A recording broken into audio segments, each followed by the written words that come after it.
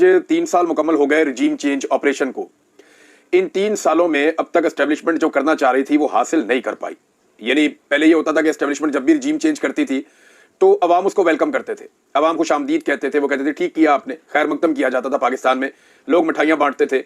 लेकिन इस मरतबा एस्टेब्लिशमेंट ने, जर्नैलों ने एक गलत आदमी से पंगा ले लिया। ये आदमी कौम की नज़रों में करप्ट नहीं था, बेईमान नहीं था, फ्रॉडिया नहीं था, और इस आदमी के किरदार के हवाले से कौम बड़ी क्लियर थी और वो ये जानते थे कि इसको जाती लालच कोई नहीं है, ये जो भी कर रहा है अपने मुल्क के लोगों के लिए कर रहा है। इसके फैसले गलत हो सकते हैं लेकिन इसकी नीयत खराब नहीं है। तो जब एस्टेब्लिशमेंट ने एक डिफरेंट आदमी के साथ पंगा लिया, रवायती सियासतदानों को छोड़कर उन्होंने एक ऐसे सियासतदान से पंगा लिया जो हुकूमत से ज्यादा लीडरशिप में यकीन रखता है, जो नजरियात के ऊपर चलता है। जब उससे पंगा लिया तो फिर काम खराब हो गया और इस पे बेशुमार इल्जामात लगाए गए, लेकिन लोग मुतमईन नहीं हुए। उल्टा ये हुआ कि पहली मरतबा तारीख में अवाम बजाय इसके कि एस्टेब्लिशमेंट के साथ या जर्नैलों की सोच के साथ खड़ी होती, अवाम पहली मरतबा पूरी शिद्दत से दूसरी जानिब खड़े हुए तन्हा, अकेले और निहत्ते शख्स के साथ खड़ी हो गई। लोग उसके साथ जुड़ गए और फिर उस शख्स ने, इमरान खान ने, अपनी जुर्रत से, बहादुरी से, हिम्मत से, हार ना मानने की जो उसकी जबिल्लत है उससे उसने पाकिस्तान की एस्टेब्लिशमेंट को तिगनी का नाच नचवा दिया। यानी एस्टेब्लिशमेंट को कोई भी आदमी पाकिस्तान की तारीख में इतना भारी नहीं पड़ा जितना इमरान खान पड़ा है। जुल्फिकार जी भुट्टो का मसला था, उन्होंने फांसी देके हल कर लिया था और अवाम ने उस वक्त जो रद्दमल दिया था वो भी सतही नौइयत का था, इस लेवल का शऊर नहीं था। लियाकत अली खान साहब जो हैं वो गोली लगी और बात खत्म हो गई। फातिमा जिन्ना को जैसे अयूब खान ने कंट्रोल किया, जो कुछ किया वो तारीख का हिस्सा है, लेकिन उन्होंने भी मैनेज कर लिया था। पाकिस्तान दो टुकड़े कर दिया लेकिन एस्टेब्लिशमेंट हारी नहीं, उन्होंने लोगों के जत्थों को अपने साथ जोड़कर रखा। ये पहली मरतबा है कि एस्टेब्लिशमेंट तन्हाई का शिकार हो गई है। अब हो ये रहा है कि इमरान खान के साथ लोग जुड़ते जा रहे हैं और एस्टेब्लिशमेंट के खिलाफ होते जा रहे हैं, और जिस शख्स के साथ लोग जुड़ रहे हैं वो अभी भी कह रहा है कि यार मेरी फौज है, खुदा का नाम ले। लोगों और फौज के बीच में जो नफरत पैदा हो रही है या जो फासले पैदा हो रहे हैं उनको खत्म करें, इस तरफ आ जाएं, वो अभी भी ये कहता है। लेकिन जो मिलिट्री एस्टेब्लिशमेंट है या जो उनकी क्यादत है फौज की बात नहीं मैं कर रहा, फौजी क्यादत, अब वो अपनी पॉलिसी में तब्दील लाने के लिए तैयार नहीं है। वजह यह है कि उनके बहुत बड़े बड़े मफादात और भी हैं। अब इसमें जो है वो बहुत कुर्बानियां दी है जी पाकिस्तान तहरीक इंसाफ ने, इस जमात ने। ऐसी तारीख में कोई मिसाल नहीं मिलती। रिकॉर्ड गिरफ्तारियां, 20,000 से ज्यादा गिरफ्तारियां। कोई आर्म फोर्स भी हो ना, कोई जबरदस्त किस्म की फौज भी हो, उसके भी 2,000 बंदे गिरफ्तार हो जाए तो उसका मोराल डाउन हो जाता है। 4,000 बंदे गिरफ्तार हो जाए, 4,000 उनके जवान गिरफ्तार हो जाए तो बेड़े गर्क हो जाता है। और अगर फौजियों के घरों की खवातीन गिरफ्तार हो जाए और ये हालात पैदा हो जाए तो बिल्कुल ही सत्यानाश हो जाता है। लेकिन आप अंदाजा करें कि पाकिस्तान तहरीक इंसाफ एक नजरियाती जमात है और ऐसी जमात है कि जिसके 20,000 से ज्यादा लोग गिरफ्तार हुए और उनका मोराल डाउन नहीं हुआ। वो जो बंदा जेल से निकलता है वो नारे लगाता हुआ निकलता है, उसके ऊपर फूल बरसा रहे होते हैं बाहर खड़े हुए लोग खुशी खुशी हंसते हंसते गिरफ्तारी देते हैं, डंडे खाते हैं, मार खाते हैं। लोगों ने खड़े होकर गोलियां खाई हैं और अपने जख्मियों को उठा के अस्पतालों में पहुंचाया। लोग डी चौक में शहीद हुए, उनसे जाके पूछो, वो कहते हैं हम फिर डी चौक जाना चाहते हैं और हम अपने लीडर को आजाद करवाएंगे।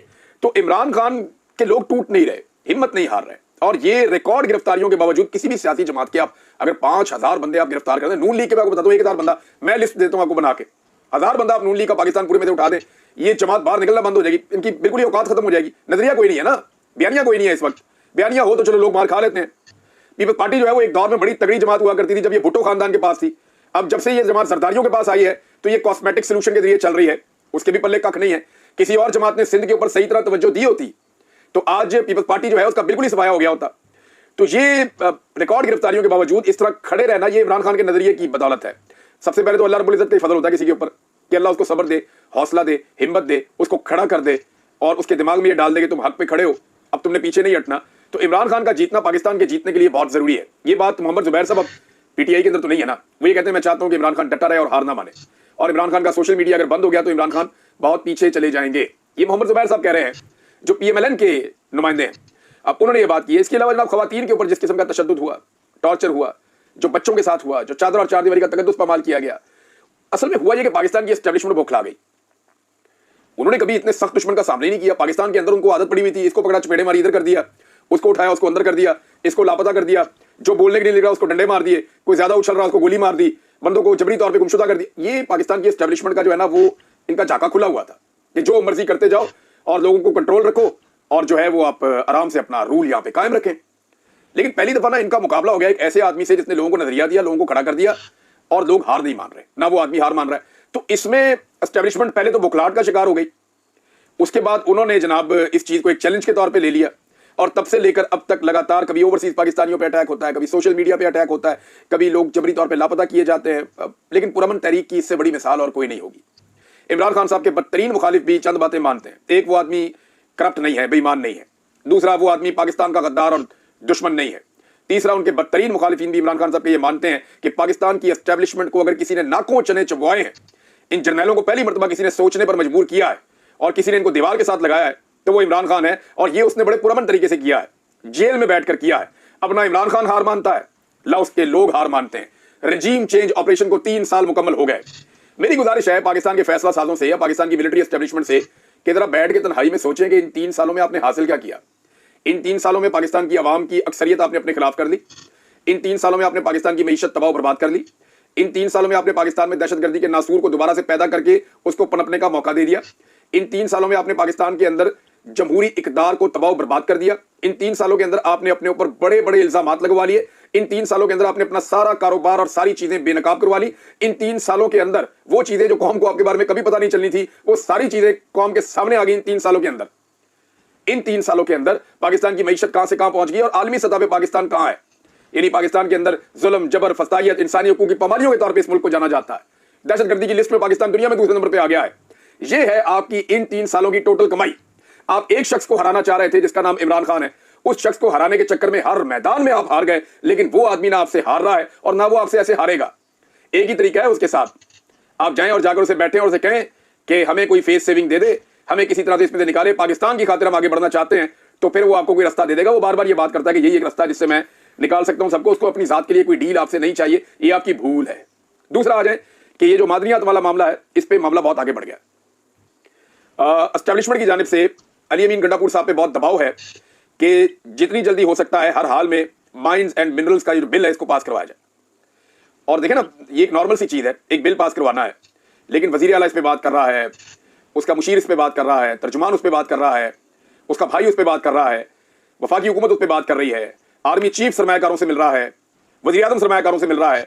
ये सारे दिन रात जोर लगा रहे हैं कि किसी तरह माइंस एंड मिनरल्स का जो बिल है वो पास हो जाए। क्या है इस बिल में ऐसा कि जिसको फौरी तौर पर पास करवाना जरूरी है?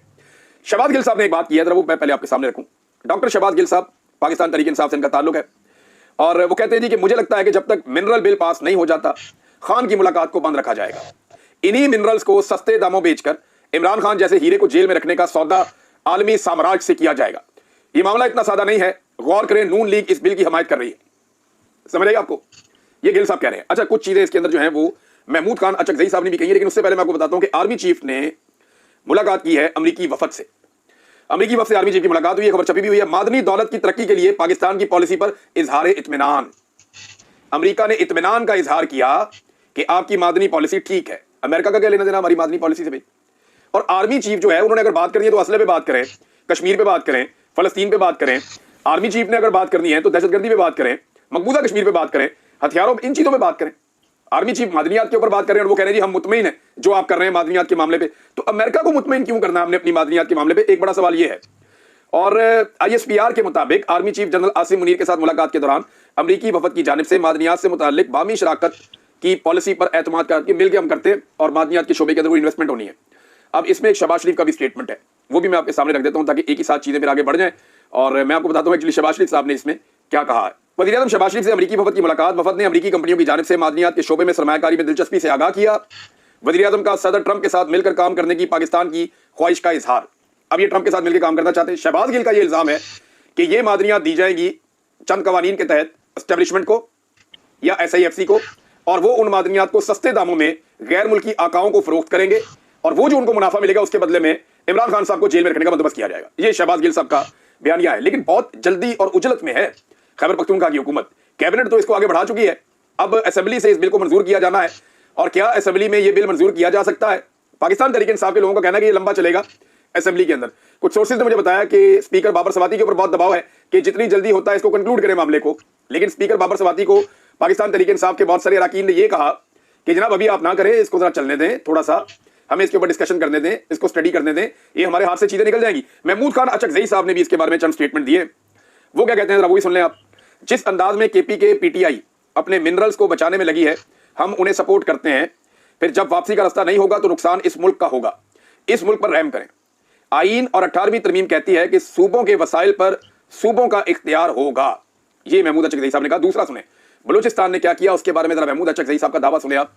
वो ये कहते हैं बलूचिस्तान हुकूमत से लिखवा लिया गया है कि 200 से 400 मील का इलाका, किला अब्दुल्ला से किला सैफुल्ला, योब तक के तमाम मिनरल्स OGDCL या 2 या 3 महकमों को दे दिए गए हैं।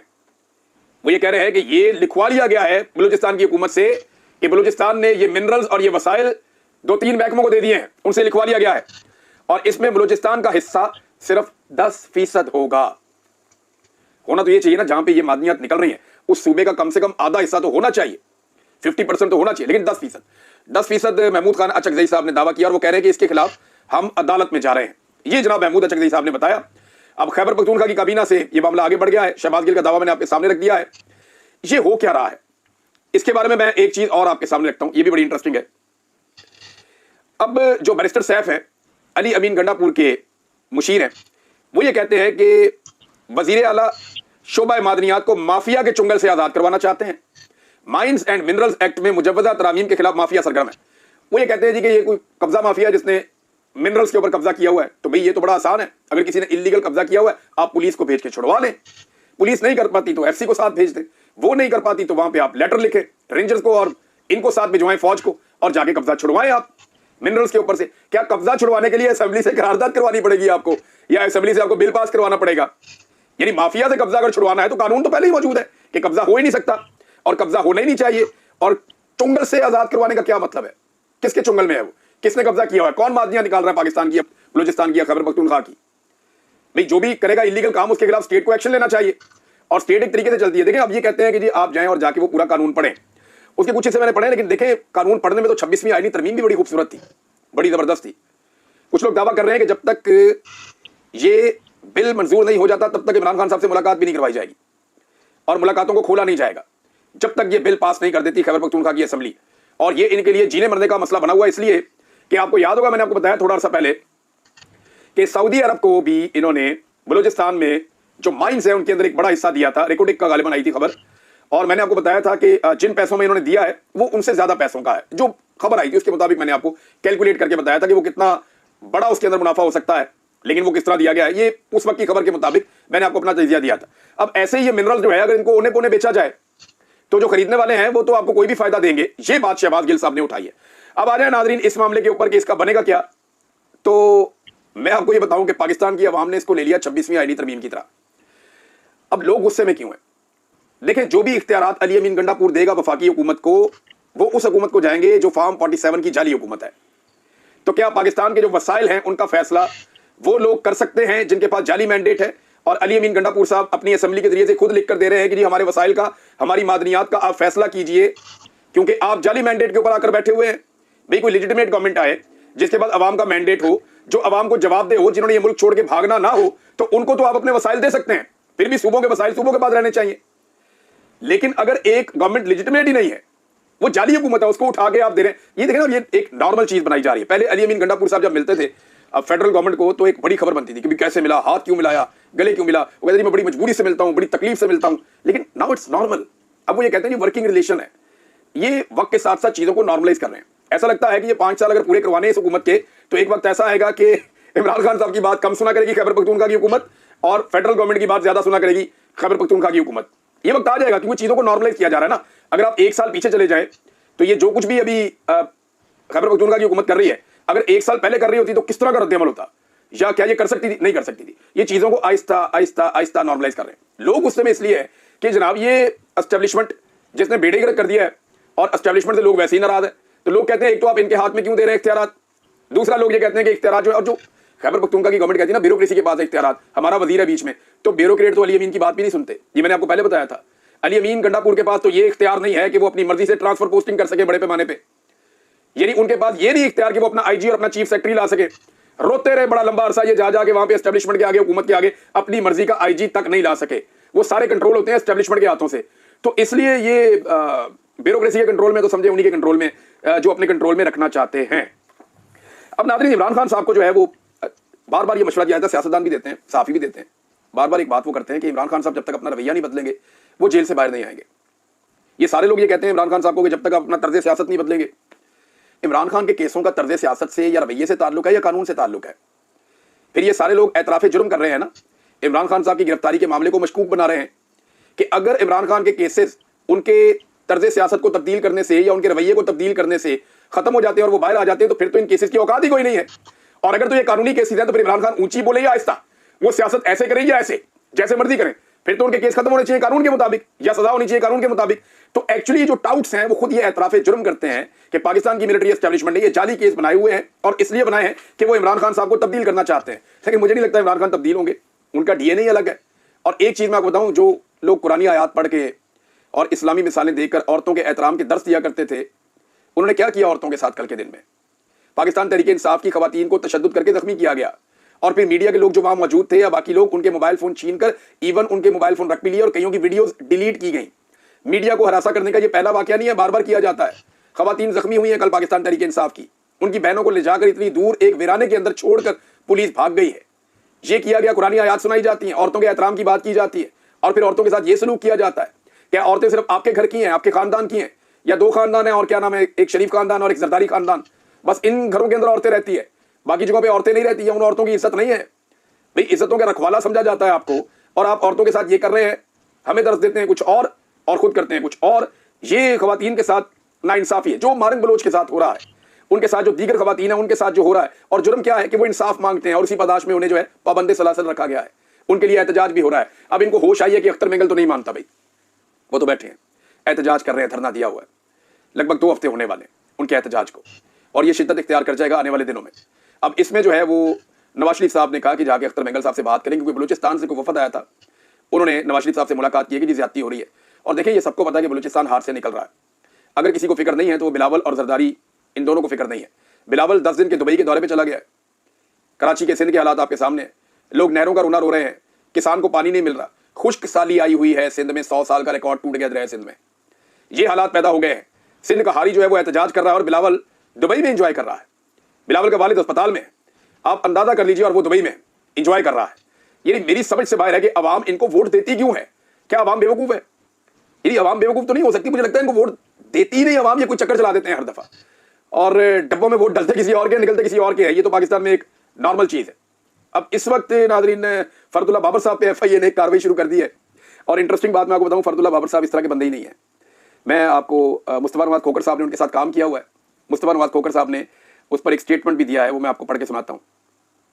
वो ये कहते हैं, या खुदा ये पीपल्स पार्टी को क्या हो गया, एक ऐसा शख्स जिसकी सारी जिंदगी हमारे सामने है, बेदाग, खुददार और सच्चा आदमी, उसके साथ उम्र के इस हिस्से में यह सलूक फरदुल्ला बाबर को FIA की जानिब से करप्शन का नोटिस इंतहाई काबिल मुजम्मत और परेशान कुन है। वजह नादिर बलोच साहब बताते हैं कि जनाब इन्होंने इंसानी हकूक की पामालियों के खिलाफ चंद जगहों पर आवाज उठाई और चंद जगहों पर वकला की सपोर्ट की, और उसके बाद FIA उनके भी पीछे लग गई। ये मारंग बलोच के हक में बात करते हैं, और इन्होंने कुछ जगहों पर शिरकत भी की प्रोग्राम्स के अंदर। अब FIA ने इनको नोटिस भेज दिया है। ये औकात है पीपल्स पार्टी की, बल्कि पीपल्स पार्टी की क्या मैं बोलूं, जरदारी खानदान की, और इन्होंने अपने आप को गिरवी रखा हुआ है अपनी पूरी पॉलिटिकल पार्टी को भी एस्टेब्लिशमेंट के पास।